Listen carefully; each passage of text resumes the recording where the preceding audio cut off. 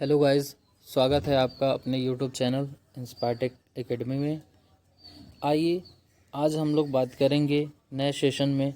इस नए सेशन में एनालॉग इलेक्ट्रॉनिक्स के ऊपर, ठीक है, जो हमारा सीरीज़ चल रहा था ऑब्जेक्टिव का, उसी पे आगे हम लोग बात करेंगे। तो एनालॉग इलेक्ट्रॉनिक्स में हम लोगों ने 25 क्वेश्चन के बारे में डिस्कशन कर लिया था। ये जो सेशन है ये इलेक्ट्रिकल और इलेक्ट्रॉनिक्स ईसी और डबल ई दोनों ब्रांचों के लिए है, ठीक है, जिसमें जो है आपके इलेक्ट्रिकल वाले बच्चे एनालॉग इलेक्ट्रॉनिक्स पढ़ते हैं और आपके इलेक्ट्रॉनिक्स वाले बच्चे ईसीडी पढ़ते हैं, जिसको हम इलेक्ट्रॉनिक्स कंपोनेंट एंड डिवाइसेस कहते हैं, ठीक है। तो इन दोनों के objective question, important objective question है जो आपके वीटीयूपी बोर्ड में पूछे जा सकते हैं। तो आइए हम लोग डिस्कशन स्टार्ट करते हैं अपने ऑब्जेक्टिव क्वेश्चन पे, आगे की सीरीज़ को कंटिन्यू करते हुए। जो लोग चैनल पे नए हैं वो चैनल को सब्सक्राइब कर ले, और जो लोग पहले से सब्सक्राइब कर चुके हैं वो लाइक बटन को दबाना ना भूलें। तो देखिए, नेक्स्ट 26 नंबर के क्वेश्चन देखेंगे। तो 26 नंबर का क्वेश्चन दे रखा है आपका, वेरिएबल कैपेसिटर के रूप में प्रयोग किया जाता है, यानी कि जो हमारे परिवर्तित कैपेसिटर है उसके रूप में कौन से डायोड का इस्तेमाल किया जाता है, ठीक है। तो लेक्चर में हम आपको बताए थे वैरेक्टर डायोड। वैरेक्टर डायोड जो होता है वो एक रिवर्स बायस डायोड होता है। इसका सिंबल ये होता है, ठीक है, ये एनोड, ये आपका कैथोड, ठीक। और वैरेक्टर डायोड एक वेरिएबल कैपेसिटर की भांति यूज़ में ले आया जाता है, जो रिवर्स बायस कंडीशन में अप्लाई होता है। बाकी एलईडी आपको पता है, यानी कि 26 नंबर का D option is the right option. बाकी अदर ऑप्शन की अगर हम बात करें तो एलईडी आपको पता है कि घरों में यूज़ करने वाले जो हमारे एलईडी होते हैं, या छोटे छोटे जो 1.5 वोल्ट के नियर अबाउट पे ऑपरेट होते हैं। पावर डायोड इंडस्ट्रियल पर्पज़ से यूज़ किए जाते हैं। और आपका जो टनल डायोड होता है वो आपकी टनलिंग की प्रोसेस, यानी कि नेगेटिव रेजिस्टेंस की प्रोसेस को यूज़ करके बनाया जाता है और उस पर ऑपरेट कराया जाता है, ठीक है। तो 26 का answer D option is the right answer होगा, ठीक है। हम लोग चारों ऑप्शन का डिस्कशन करते हुए चलेंगे, ठीक है। नेक्स्ट क्वेश्चन की बात करेंगे। तो नेक्स्ट क्वेश्चन में देखिए, 26 नंबर क्वेश्चन में दे रखा है एक ब्रिज रेक्टिफायर जिसके सेकेंडरी पीक वोल्टेज, यानी कि वीएम की वैल्यू आपकी 20 वोल्ट दे रखा है, ठीक है। और कह रहा है कि डीसी आउटपुट वोल्टेज ज्ञात करना है। तो आपको पता है कि डीसी आउटपुट वोल्टेज जो होता है VDC इक्वल टू 2VM अपान पाई होता है, ये फार्मूला होता है, ठीक है। यानी कि जो हमारा आउटपुट डीसी वोल्टेज होता है फुल वेव रेक्टिफायर का, वो 2VM अपान पाई होता है। अब ये 2VM अपान पाई होता है, तो इसमें VM की वैल्यू हमारा 20 वोल्ट दे रखा है, ठीक है। तो अब यहाँ से अगर हम कैलकुलेट करना चाहेंगे तो देखिए, यानी कि 2 into 20 divide by 2 into 20 divide by pi की वैल्यू आप 3.414 रखेंगे। अगर इसको आप कैलकुलेट कर रहे हो तो नियर अबाउट वैल्यू जो है हमारा 12 पॉइंट समथिंग आएगा, ठीक है। तो इसका option A is the right answer. इसी तरीके के जो नोमेरिकल, बेसिक नोमेरिकल क्वेश्चन, छोटे छोटे कॉन्सेप्ट पे और छोटे छोटे आपके फार्मूला बेसिस आते हैं आपके क्वेश्चंस में, ठीक है। तो इसका option A is the right answer. अब देखिए, ये कंपैरिजन आप करते हुए चलेंगे और देखते हुए चलेंगे कि जो हमारा VDC होता है वो हाफ वेव के लिए VM अपान पाई होता है, ठीक है, यानी कि हाफ वेव रेक्टिफायर के लिए। फुल वेव रेक्टिफायर के लिए दोनों साइकिल के लिए कंप्लीट होता है, यानी कि 2VM अपान पाई। तो कुछ नहीं, इसमें केवल VM की वैल्यू दे रखा है, तो हम आसानी से इसको कैलकुलेट कर सकते हैं, ठीक है। आइए अब नेक्स्ट क्वेश्चन की बात करेंगे। तो नेक्स्ट क्वेश्चन है आपका, फुल वेव रेक्टिफायर की इनपुट फ्रिक्वेंसी 50 हर्ट्ज है, यानी कि इसकी फ्रिक्वेंसी दे रखी है और हमको आउटपुट फ्रिक्वेंसी फाइंड आउट करनी है। ठीक है, तो आपको पता है कि जो हमारी फुल वेव रेक्टिफायर होता है या हाफ वेव रेक्टिफायर होता है, देखिए हाफ वेव रेक्टिफायर जो होता है इसकी फ्रीक्वेंसी एफ होती है, और फुल वेव रेक्टिफायर जो होता है, फुल वेव रेक्टिफायर, इसकी फ्रीक्वेंसी 2f होती है।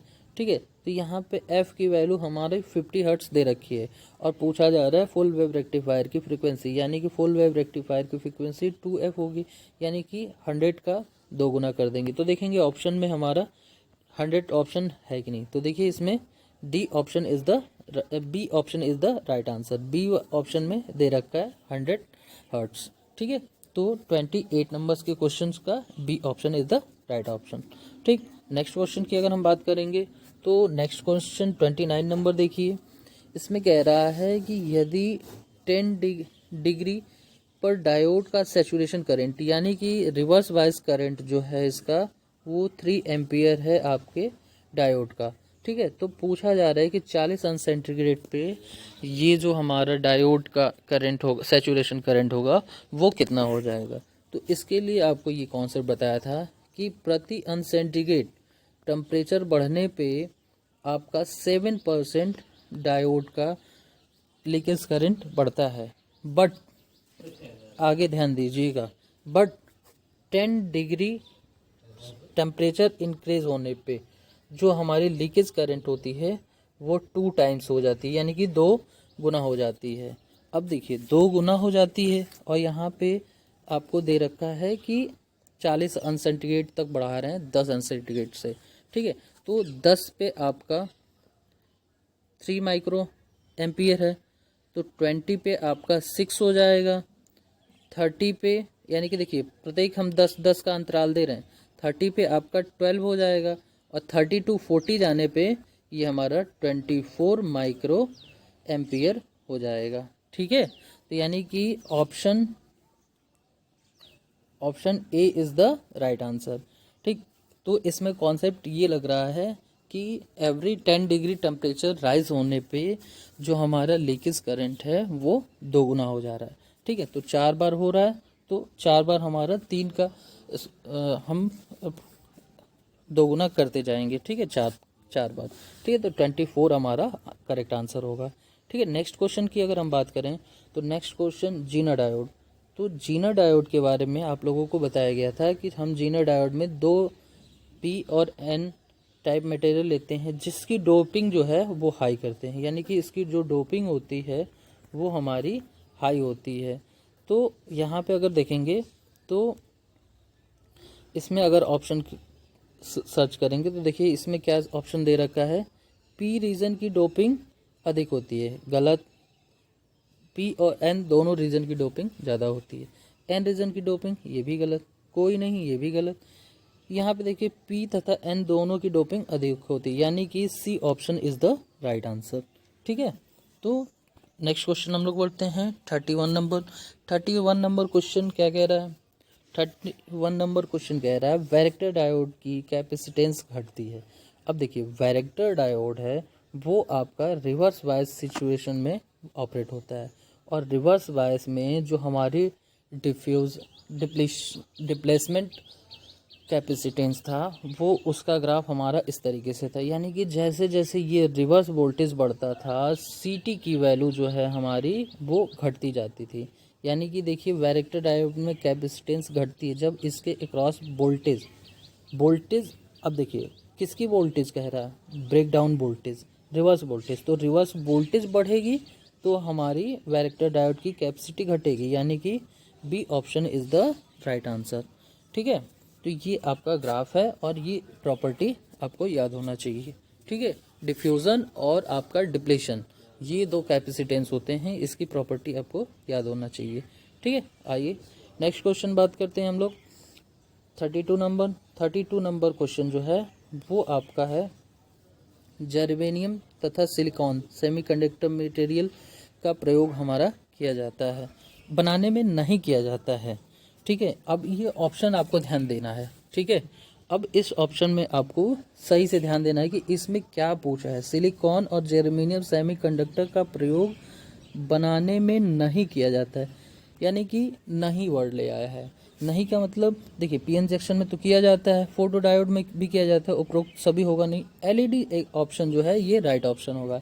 क्यों? क्योंकि एलईडी में जो होता है वो हमारा गैलेनियम आर्सेनाइड यानी कि कंपाउंड सेमीकंडक्टर का प्रयोग करते हैं, ठीक है, या आपका गैलेनियम फास्फेट, इन कंपाउंड सेमीकंडक्टर मटेरियल का यूज़ करते हैं जिससे हम एलईडी बनाते हैं।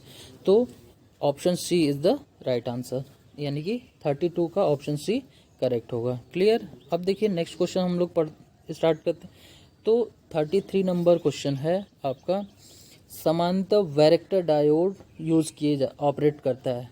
पिछले क्वेश्चन में हम लोग डिस्कशन कर चुके हैं कि हमारा वैरेक्टर डायोड रिवर्स बायस में ऑपरेट होता है, यानी कि option A is the right answer. Next question हम लोग पढ़ते हैं 34 नंबर। 34 नंबर कह रहा है वह पीएन जंक्शन डायोड जो हीट के स्थान पर लाइट को एनर्जी रेडिएट करता है, लाइट एनर्जी को रेडिएट करता है, ठीक है। तो देखिए LED is the right answer. Tunnel diode में टनलिंग की प्रोसेस होती है फॉरवर्ड वाइज में।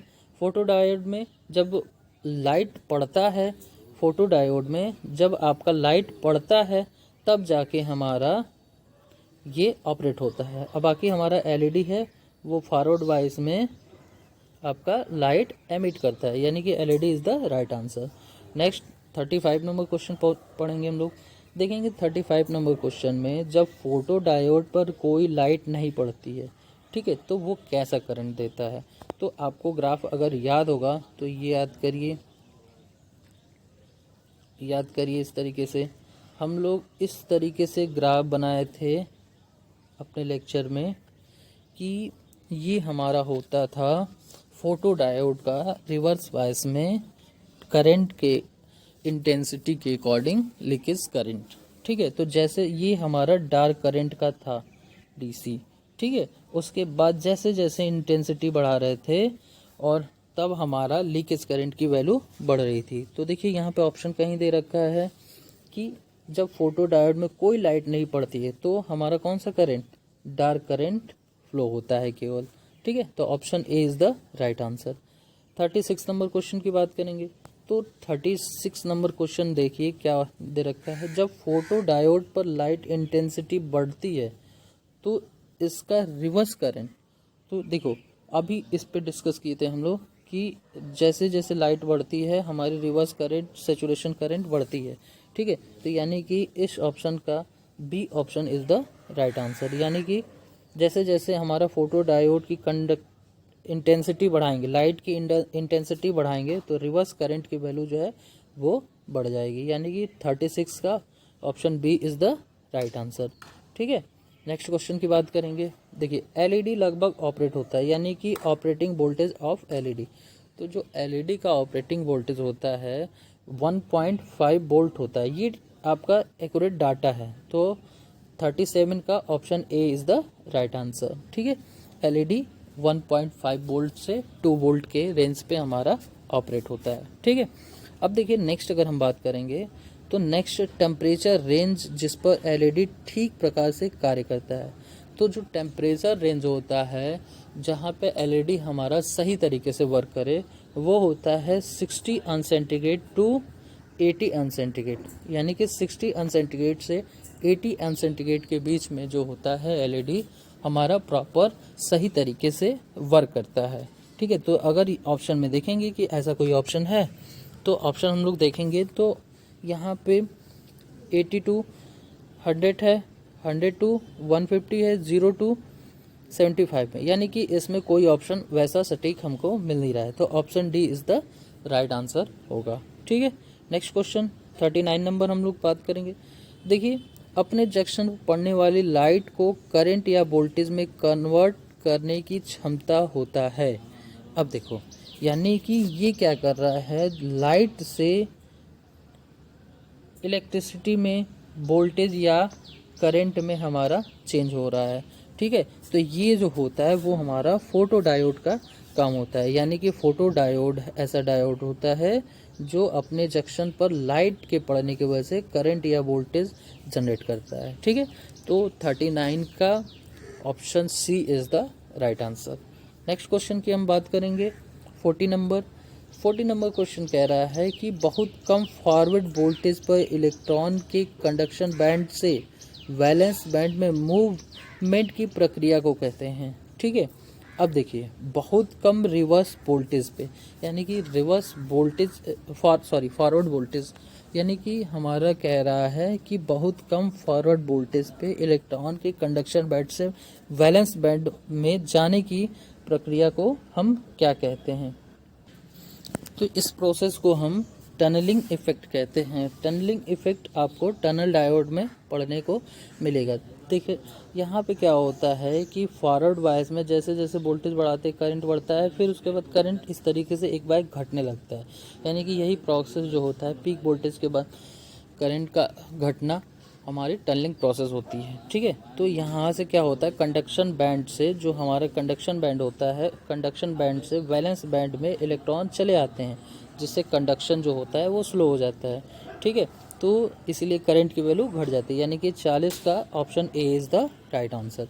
ठीक है, तो इसी तरीके के ऑब्जेक्टिव क्वेश्चन सीरीज़ के लिए हमारे चैनल को सब्सक्राइब कर लें, और जो लोग सब्सक्राइब कर रखे हैं वो वीडियो को एक बार लाइक कर दें।